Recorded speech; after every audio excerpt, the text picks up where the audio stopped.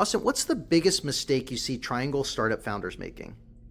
Yeah, that's a great question. And we see the same mistake over and over again.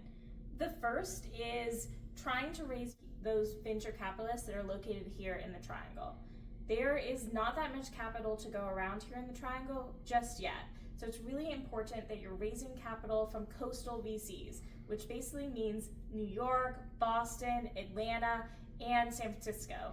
These venture capitals are often going to have a lot more assets under management or a lot more capital that they're currently deploying. It's really important to have all of those conversations and to make sure that you're putting most of those conversations within a 2 to 4 week period.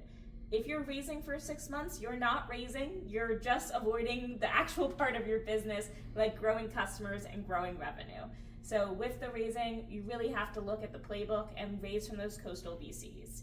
The second thing that I see a lot of startup founders doing here in the Triangle is they'll get capital from Techstars or YC. They'll move out to San Francisco or New York, and then they won't return here to the Triangle. That's a huge mistake because one, we have a way better cost of living.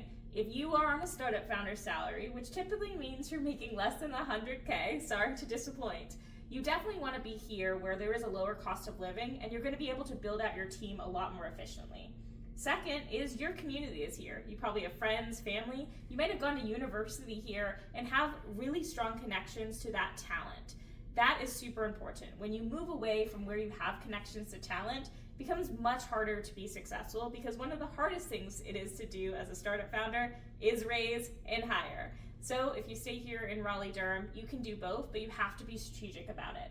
I would say that those are the two biggest mistakes that I see founders making here in the Triangle, and we really hope that Bullhouse will at least alleviate those two, and then we can make some new mistakes together.